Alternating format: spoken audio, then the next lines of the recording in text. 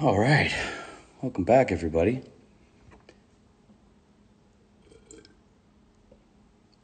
Let everybody sort of get settled here. Welcome back to the second half of today's session. That was a great chat with our friend Rachel Brathen, all the way from Aruba. Thanks so much for tuning in. I had a really good time chatting with her. I was laughing a lot. I felt really fun. And great pearls of wisdom from our sister over there. I ran outside and did some gardening and picked some flowers. And so I prepared my mind to check in with Auntie Winona LaDuke, Winona LaDuke, the great and wonderful auntie of mine. And yeah, I'm excited to talk to her, hear what she's got to share. And I'm going to ring her in right now over on the Honor the Earth page. So stand by. We're going to get to hear from our relatives in Anishinaabe. Here we go.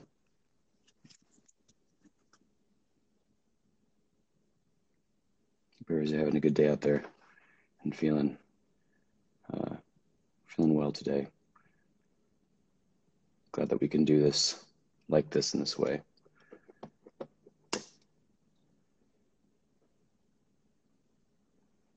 Let's see here.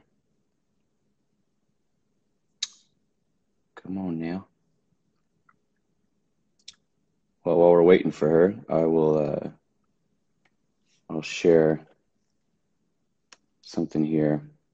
For those of you who don't know who Winona LaDuke is, she is an author, an environmentalist, an economist. She's well known for her work with tribal lands and tribal governments in an effort for preservation and sustainable development. Sorry, I'm just adjusting my situation here. And okay. Sorry, guys. I'm a little unorganized in this moment. Thanks to the moon. Just joking. I'm going to send a text over to them right now and make sure that they know where to be tuning in to. I'll send the request again here and see if they can pick up over on their end. Oh, there we go. Hey. Close this one. Sorry, guys. Hey there. Hi. How are you? I'm well. How's it going over there? Can you hear me all right? Yeah. Awesome. Yeah, we're just came in from the woods. It's all good in the hood. Yeah, I heard you were getting some maple syrup. Yeah, this time of year is this is the Ojibwe New Year. Happy New Year. Hey, thank you. You as well. We go out, the earth's waking up, and you go out there and check and see who's waking up where, who's the bunnies, see a badger. Everybody's kind of starting to go out, bears coming out. So yep. I was telling my grandchildren this story, which I'm just going to tell you. I know you had some other important things to talk to me about. Yeah. But I'm going to tell you this story. I'm here for it. Back in the day, the Ojibways were kind of messing up. The Anishinaabe were kind of messing up. I just want to say, no society has a monopoly on botching stuff up, man. Like, every society is capable of doing it, the main thing is that, we want to be not doing that, right? But anyways, we're botching up, and the creator's like, man, I don't know about these humans. We might have to send them packing wherever they came from, back to the space or something. They shouldn't come back. Anyway, so the eagle said, no, I'm going to go out there and look. There's probably some Ojibwe who ain't playing Nintendo and sitting around on their butts talking smack. This was way back. They didn't have Nintendo then, or, they didn't have that stuff. Anyway. Sure. So the eagle said, let me look. So eagle said, I'm going to fly out. Give me 3 days. She said to the creator. And the creator, she said, okay, I'll give you 3 days. So first day, eagle flies everywhere. Can't find any Anishinaabe doing anything good. Comes back, her head is down. Second day, same thing. Nothing. Third day, the eagle sees some Ojibways out in the sugar bush. It's a grandma and grandpa, and they got their grandchildren out there in their sugar bush. And the eagle says, oh, good, somebody's doing what they're supposed to do. And Rebecca reported to the creator, and that's why we're still here.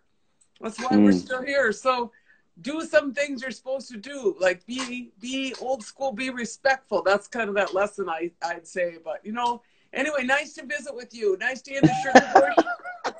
50, 60 gallons. Took a team of girls out there. It was a girls' wow. team. Yeah. Can you ask him if we exchange the back so we can mount it? We're going to change your back because I'm holding this right now on him. Okay, I got you. Give me a second. Wrong phone. Sorry, give me 2 Thanks, seconds. Sarah. It's all good. All good. All right. Well, while they're getting that fixed up, oh, there she is. All right. We're talking. Hang on. I can hear you. How's it? Tell me what's going on over there. Oh, you know, I just was outside doing my things outside. We just killed our little garden for the year and got our starts going, and got maple trees out here, but I think they're different kind than you got up there. And but it's true that life is alive. Creation is alive right now. There's a bunch of flowers that are blooming. There's tulips going. The azaleas and man, there's just all kinds of stuff going on out there. And it's finally nice enough now. We got a nice week this week to actually get out and do some things out in the garden and in the yard. And but there's eagles cruising through. There was an eagle a couple days ago that was sitting over there, and the birds are so happy right now. And there's a cougar that lives just down the road. He lives just down the road. He lives down the road. There's a cougar that lives down the road. That's so great. That's so. And great. Actually, during my ceremony, my humblecha in February. King, Not like No. Okay. They got all the rain of the territory. This is where they live. It's their hood. But she was making some noises last month. Wow! I was like, oh, she's here. It's cool. She's living out here, you know. But yeah, nature's alive right now. It's a good time of year, and it's a good reminder to get out there and be amongst it and take care of that. I think it's an interesting time for a lot of people. Like, I remember talking to old people about the depression in the North Woods, and people didn't notice so much because they already lived in the woods. Sure. You know, yeah. And so people were like a lot more like stressed out in the city. Sure, you know? absolutely. And out here, we kind of like, we're all out in the woods anyway, you know, yeah. And so we're in that social isolation together in the woods. I don't know. Yeah. You know, or on our horses or something. It's good. But, you know, it is really a moment to reset, to hit the reset button, or, you know, just to make a new start. And Mother Earth's getting a breath. I mean, you can see the sun in China. Right. Absolutely. Right? And you know, there's a lot of pollution that's not happening. There's a lot of cars we ain't driving nowhere that we shouldn't be driving, you know. So it's a really good moment to try to see clearly. Because we're going to need some clear thinking, you know? I mean, so there's so many things I wanted to ask you because you always have such great wisdom to share. And you and I have known each other for a while now and worked together for a while now. And for those of people who are tuning in who don't know about what you do, like I was just going to mention that you are an incredible teacher of all things, but of course, where you live in Minnesota on White Earth Reservation and the work that you do there and all around the country and all around the world. I wanted to bring it back to just one moment and remember that you were born here in Oregon, where I live.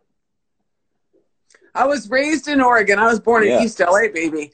Oh, you know, shit, my dad was in the Westerns. My dad was in the Westerns back in the day. That's right. You know, a handsome Indian guy could get a job falling off of horses, and that's what he did. But I was raised in Oregon. I'm really an Oregon girl. You know, I consider Ashland my home. I was raised in Ashland. My mother still lives there. Betty LaDuke, really a great artist and a great mom. Yes. I might have to go steal away and hide and go see her because I miss her. You know, I'm hoping soon, but she's doing good. But yeah, so I am definitely, went to Ashland Senior High School. Wow, it's so crazy. I'm a child of Oregon, and I'm proud to call that state a home too. Yeah, so, yeah. Nice to talk to you, Oregon boy, too. Hey, yeah. I never consider myself an LA girl. I consider myself an Oregon girl. Yeah. There it is. Mm-hmm. And I love that about you because obviously I'm from here, and you've come and visited me here before. Yeah, and then I wanted to share with people who are listening right now the way that I actually met you was up on Madeline Island, and I have been trying to figure out how to meet you, and you held such an important place in my life, and as an author, I'd read your books, and and as a person of indigenous heritage that was looking for teachers, I was so inspired by you. And so when I got the chance to meet you, I remember so clearly how much you had just embraced me as one of your kids, that you had all these children and all these grandchildren, and it felt so comforting to have you in my life. And then of course then I began to perform for you a lot more and work with Honor the Earth in a much bigger way. And so it's been great to have you in my life all these years. Thank you so much, Auntie. I love you so much. Yes, I'm happy to be your auntie. We need big families that work together, Yeah, absolutely. And so I wanted to have you speak on here and just give us some of your wisdom, because it really is medicine for me and for a lot of people. And I think a lot of new folks as well are tuning in today. And one thing I wanted to mention was that you are such a big proponent for hemp, and you have so much going on there on your land and on the reservation, and you're doing so much work with hemp and with rice, and with your you got an online store on honortheearth.org as well. We're selling solar thermal panels. We're ready for the next economy over here. Yeah, you guys have been working this out for years now. Let's get it together. Yeah. And I mean, so tell me about the hemp and whatnot. Yeah, I mean, so basically, I spend I spend a lot of my life seeing and fighting stupid ideas, man. And they just keep coming up with them. You know what I'm saying? Like, wow. One time I turned around, they want to put empty oil tankers and take water from the Great Lakes to LA. I was like, wow, what a dumb idea. Every time I turn around, there's another really bad idea. So, I really want the solutions. I don't want to spend all my life, I mean, we're going to resist every stupid idea, and the thing is that you can outlive them. Just want to say that you can outlive the bad ideas, right? Hey, I like that. Just keep in there. I talked to some of my old guard pals, man, and we're still here, and their ideas didn't happen yet. So yeah, we might just outlive them, guys. Old Indian people might just outlive them. So having said that, I'm really interested in the solution. Right. And I call this the Sitting Bull plan. The Sitting Bull plan, which is let us put our minds together to see what kind of future we can make for our children. There's not one savior going to fix this baby for us. Mm-hmm. We all got to put our good minds together. Now, the thing is cannabis. I call this the new green revolution. This is what I think. So I'm a fiber hemp grower. Mm-hmm. I think it should be legalized, all of it. I think it's great, good medicine for a lot of people, and I'm glad a lot of people like that. But, the revolution is in the materials economy. Right. I don't know if that sounds all crazy for most of you, but just think of it this way. They said around 1920, we had a choice, in America, between a carbohydrate economy and a hydrocarbon economy. Between a carbohydrate economy and a hydrocarbon economy. The carbohydrate economy was hemp. And the hydrocarbon economy is what we got, brought to us by the Rockefellers. I'm like, oh my God, what a bad idea.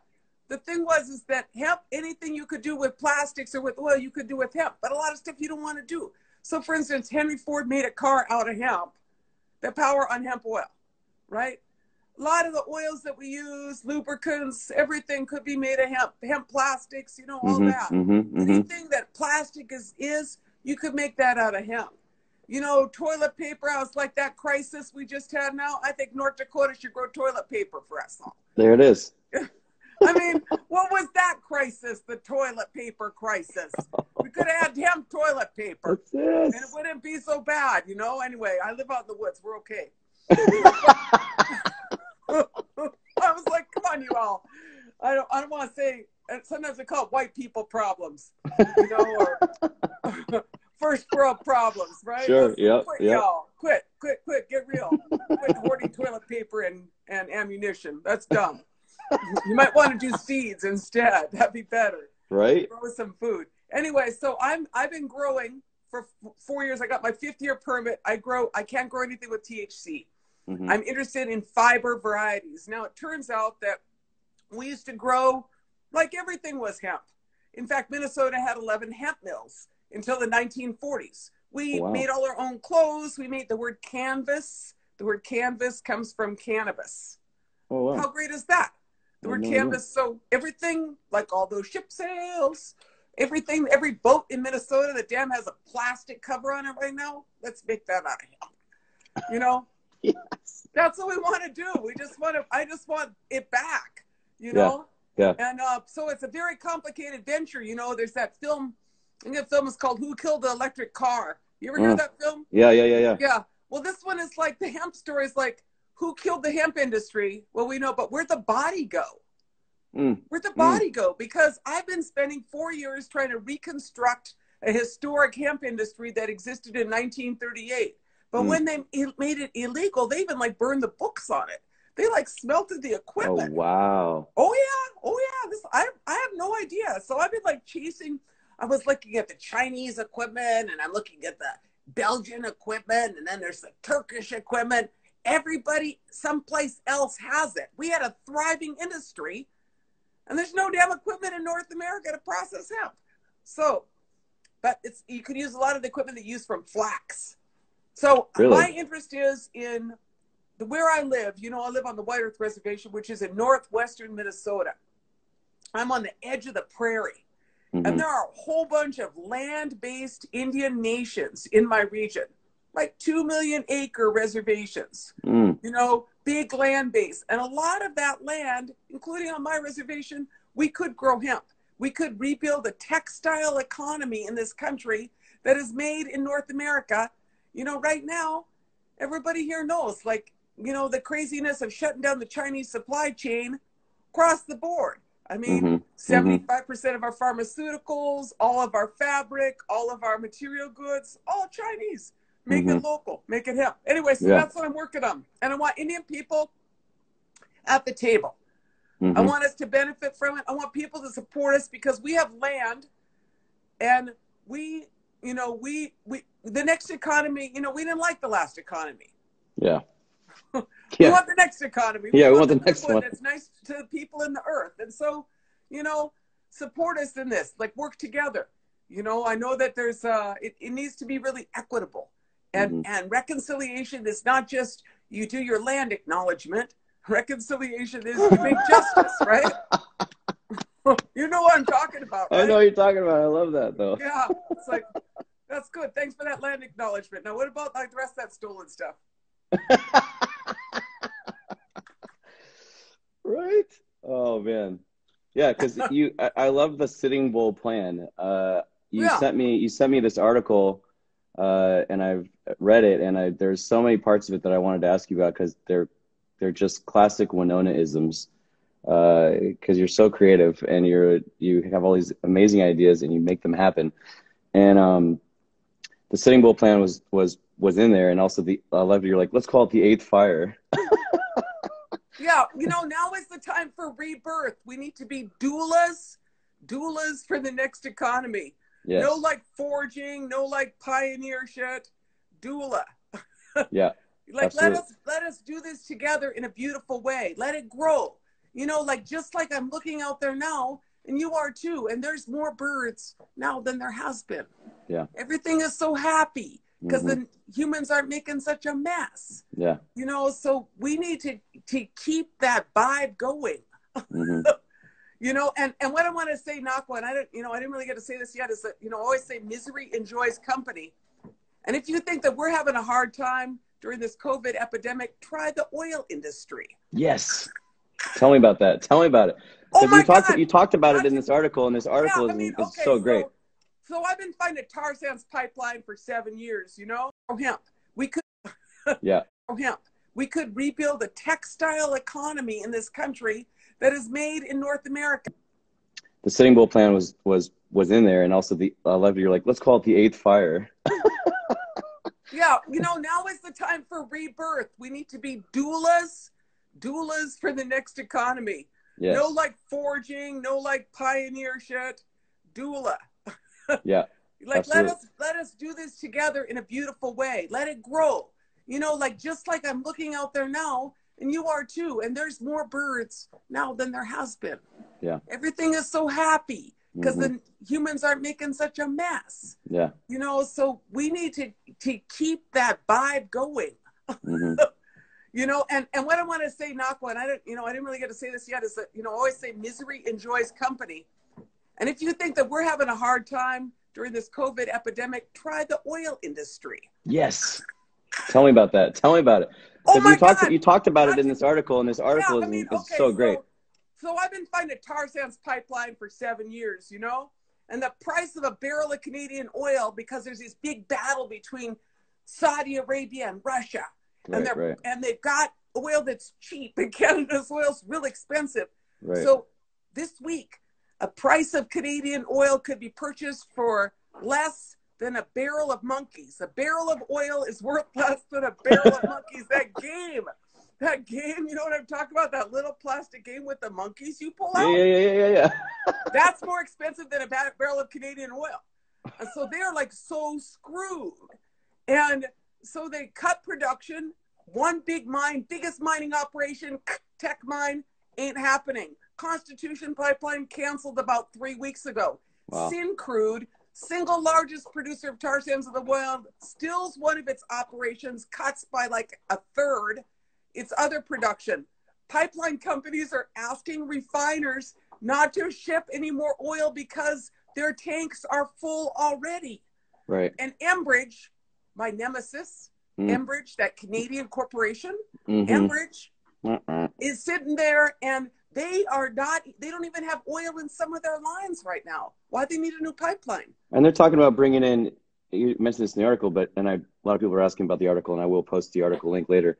But you're saying that Minnesota's talking about bringing in thousands of outside workers to work there right now, right? Right, yeah. You know, people, you really want to help us out, go to the MPCA website. They're still pushing ahead with meetings. They call them electronic meetings. So like tonight or tomorrow, you know, on Thursday between 10 and 11:30, I can call in and tell them what I think about Line 3, the state Minnesota Pollution Control Agency. Enbridge is trying to get this pipeline through before there is no demand for oil. And they don't give a shit about these people. They're just putting them at risk, and No, I mean, and so they want to push it through, and they want to bring 4,300 workers to northern Minnesota. Jeez. 4,300 workers in the middle of a pandemic. I said, that's a really bad idea.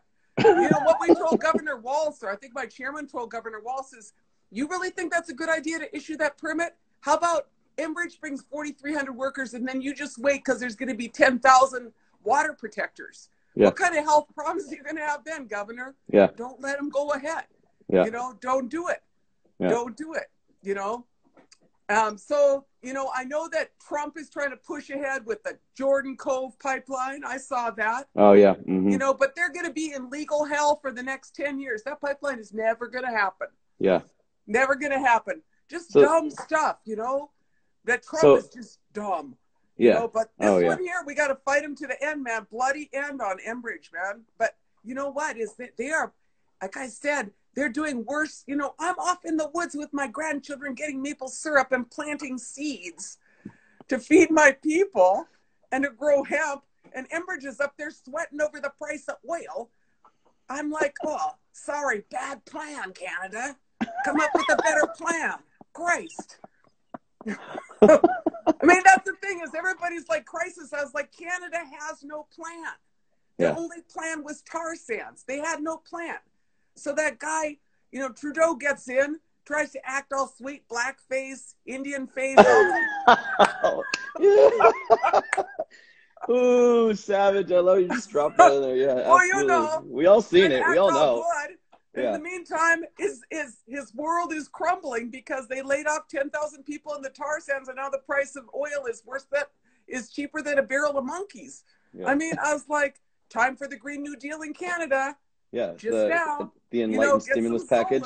Everybody needs it. We need the Sitting Bull plan everywhere. We need crisis is opportunity. You know. Yeah. The enlightened stimulus package. Yeah. The enlightened stimulus package. Exactly. That's what we need. I loved your challenge to people as well that you wrote in this article about the victory gardens. Tell us about that. Right. You know, everybody should do a victory garden. During World War II, about a third of the food in this country was produced by people in their yards. We could do way more of that now. You know, why do you need a lawn? Yeah. Do you want to explain to me why you need a lawn? You don't need a lawn. Grow a garden. Get rid of your lawn. We spend more on like lawns than the entire right. We should be turning all these golf courses into food gardens. Right. We should just start with our yards, extend it from there, get local with our food, be nice to people, share honey with people. That sounds very suggestive, but let's just do that too. Hey, I mean, you know, while I think like while sports are canceled, we could use that. You could use that garden space for like putting food in, man. Yeah, I absolutely think so. We're calling them resilience gardens. Yeah, I love resilience gardens. But I was actually thinking of issuing a challenge, you know? Yeah. So they have that local food challenge. You've heard of that, right? Yeah. Where people are challenged to like get as much of their food local, and you get like a couple exemptions, like coffee, for Christ's sake. Yeah. You know, you got to have a coffee exemption, you know, or, you know, right. A couple. You get like 10 items out of your region or something. You get to pick them, you know? Okay, yeah. Yeah, but so local food challenge, but I think we should add to that like a local energy challenge. Like I think we should do a full-on give Mother Earth a break challenge. Yeah. And see what we could do. So I think about like, you know, I seen this home-powered book, and they had like a bicycle to power your computer. I was like, right. Oh yeah, you know, power that all those games, just, you know, bicycle power stuff around the house, get some solar. You could do it in like science fairs, kids science fairs, the local challenge, the local resilience challenge. There you go. Yep. You know, and this isn't like abstract stuff. This is like we're witnessing the beginning of a series of crises that are going to worsen. Yeah. You know, so what you want to do? Sit around and figure out if Donald Trump's going to do something for you? He ain't going to do something for you. Right. You know, so be the local resilience people, like challenge, you know, do like a team challenge, you know, and see how much, you know, you could produce for local energy at low cost. Some people will have more money, you know, somebody could put on Tesla's, you know, solar roof or whatever, but not all of us got that. I got kids. I feel like bikes. That's the thing. Yeah, I got bikes. Computer. Go power that. Power it up for me, honey. Charge up the battery, and charge up your things, and then you're using less energy in your home. Yeah, I mean, there's that, but then, you know, and then there's the bigger picture. I mean, yeah, of course. Know, just, you know, I mean, I say we need to, you know, we suffer from affluenza. Have you ever heard that term, affluenza? Explain it to us. Well, you know what I mean. It's like we're so damn affluent, like we are entitled. Affluenza, it's a disease. It's like late stage affluenza. And so we buy stuff from around the world, and we're like, oh yeah, I got this really cool sacred wood from South America. I'm burn that and make me all sacred. I was like, leave your stuff alone. You know what I'm talking about. I love that stuff too, but I was like, just leave it down there in the rainforest where it's supposed to be. You know? Use some sage or, you know. But that's like, I tease us, but you know exactly what I'm saying. You get your flowers from China, your Fiji water from Fiji, for Christ's sake. No reason to do that. Drink your own water. Demand that water is drinkable in your community. Yeah, you know? Exactly. It's shifting. What we're hoping is that this crisis is waking people up in a much bigger and much quicker way, that they see how the illusion is sort of, the veil is lifting, right? And you're being forced to recognize and reconcile with the fact that so millions of people have become so dependent on other countries and other people for their health and well-being. And what you're saying and what is so clear is that, you know, we need to be fighting for these bigger picture, and start with these local aspects of things and pushing for the bigger aspects of things where we can actually have the basic human right of our good water and good food and clean energy at the same time. Yeah. I mean, you know, we want to be better people. Mm. You know, just like those Anishinaabe a long time ago, we all want to be better people. We don't want to be a schmuck, for Christ's sake. Ecological schmuck, you know? You want to be a good person, you know? And so this is our shot. You know, this is our shot. And then you push these other guys. I mean, you know, I figured out that Enbridge is the single largest energy consumer in the state of Minnesota. You know, so they need so much energy. They need the equivalent of 2 nuclear power plants to push sludge through those lines. Wow. So, like, what if we made a little review of our energy equations? Like, what do we spend power on? Mm-hmm. You know? Mm-hmm. Like, you know, one of my favorites is single-use containers. Mm-hmm. Mm-hmm. Like, what if we, like, Oregon and I think just built a plant to wash, like, beer bottles. I know they did in Missoula. It's called Bayern Brewery. And Oregon and Washington used to send in their bottles, like Angry Orchard. You know what I'm talking about? IPAs, right? The cool guys. They'd send their bottles in to be washed. And there's a certain kind of bottle that can go through like 48 times. Whoa. Right. So my point is that why are we spending energy crushing and remaking glass in a recycling when we should be doing a reusing? Right. Right. That's jobs. Yeah. And that saves energy. That's what the you know, Green New Deal or the just transition or the Sitting Bull plan needs is we need clear thinking on how to use less energy and be smarter and more respectful, you know, and change our relationships. So, you know, there's just so much potential. Mm-hmm. So much potential out there, you know. I'm excited, as you see. I did drink a couple of cups of coffee, but I'm really excited. I was just thinking, I was like, I could use a cup of coffee right now. So we've got a couple challenges here, which I think are fun, because you never know when people start training something, it could catch on. We've got the Victory Garden Challenge. So it's time. Spring is here. People put in their garden, put your seeds in the ground. You don't necessarily need your front yard unless, you know, whatever, but your choice. Here we go. And then also the resilience challenge, like get your energy use down. Right? You know, we want to cut our carbon footprints. I mean, you know, you and I have a lot to pay because we fly. You know, and we'll see how that one works out. But But, you know, the other thing we have our horses at the end of the day. We got our horses at the end of the day. Right, we got our horses. I know. You know what I did? You would really like this, Nahko, because the farms that we have with the horses are just north of the Amish. So I relocalized. Did anybody tell them? What's going on? Yeah, I went and seen them, and I trade them some vegetables for some goat milk. I'm on the Amish, like, local thing, and I'm doing a little bit of, you know, I don't want to say I'm spying on the Amish, but they're like way ahead of us on the technological choices. Always. I was like, so, you know, but anyway, so I've been out there hanging with the Amish, but you know, I mean, that's what I noticed is that those guys, they're like, they don't really care. They know what's going on. They're good. They're good. They've been good. Yeah. Mm-hmm. You know, I think there's a lot of dignity in that. And, you know, so this moment, I mean, people are happy though. I mean, I don't want to say that people are super scared and everything, but a lot of people are like, wow, okay, I don't have to go to work this week. I'm going to go out in the sugar bush with my grandparents. Mm-hmm. Or, you know, I know some people on my lake that busted their grandparents out of the old age home and brought them to the lake. Yo, gangster. I love that. Right. People are spending time with family. People are cleaning up their yards. They're taking a breath. Yeah. They kind of got off that, like, treadmill, hamster ass treadmill that everybody's on trying to like make their payments. And maybe we should just figure out how to lower our payments. You know, maybe we should get a national health care plan. Oh yeah. You know, this pandemic's teaching us that right now. I mean, you know, you need to take care of your people because stuff don't go well. Yeah. If you don't have people, you got nothing. You know, healthcare workers, I mean, hats off to them.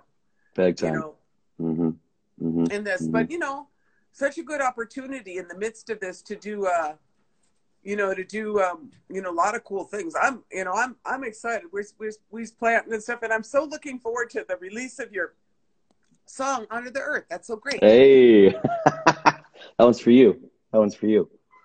I'm so honored. I just love you so much, and our movement loves you.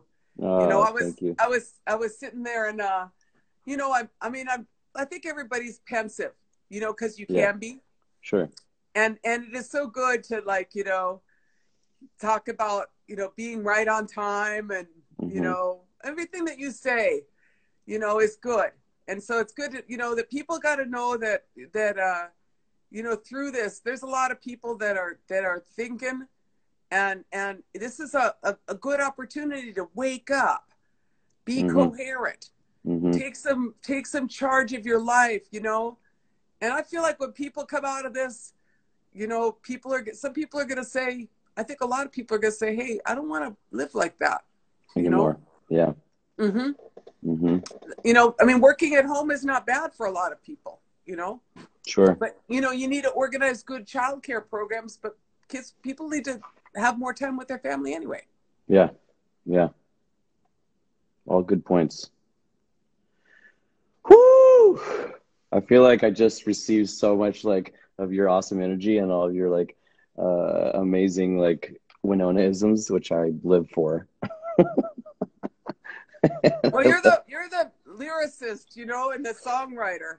Yeah, well, I'm capturing your poetry though, and making notes. I think everybody who's listening is also taking notes. I'm reading a lot of people going I wrote that down. So I really appreciate you taking the time to talk to us today and give us some of your mana and share some of those. I know there's so much that is going on in your world and that's going on in our world combined, and so I feel like these points that you've made today are just really helpful as helpful reminders of what we got to be doing right now. Right. We're all in this moment together. The Creator put us here. Chin up. Pray hard. Do the right thing. And then so we did want to say that that's a nice shirt you're wearing. Oh, you see that? Your shirt again. Got a rep. Defend the sacred. Okay, Honor the Earth merch. We are available. Yes. We're available. You can look up our stuff, our swag. We got our coffee. Our price is a little low right now, but think about that and look at our website, www.honorearth.org. Yep, and I'll share all this information after the talk as well. Green Revolution. And be part of the new Green Revolution and be part of the Sitting Bull plan. Because we got this. We got this. We just got to keep our heads straight and our prayers strong. You look out there and there's a lot of the natural world that's right with us. They're good on you. Keep it up. That's what I feel like. Those eagles, they're doing the same thing. They're checking out to see if some of us are doing the right thing. And they're okay. Some of them got their heads out of the sand. Let's go. That's the one. Well, I love you so much, and I really appreciate you making the time today to talk to us. And I'm gonna post. Everybody's still listening. I'm gonna post the information she just talked about the website and about the article that she wrote, which is really great. I loved that you were maybe our descendants will call this the time that the bat killed the black snake. I love that. That's right. That's right. Epic times, man. Yeah. Epic times, and we're here. Yep. Stick together. Hold your head high. Yep. Right. I love you too, Nahko. You're awesome, man. Thanks for being you. Absolutely. I love you too, Miigwech, and we'll talk soon. Thanks so much. Yep. Later, man. Bye, Mama.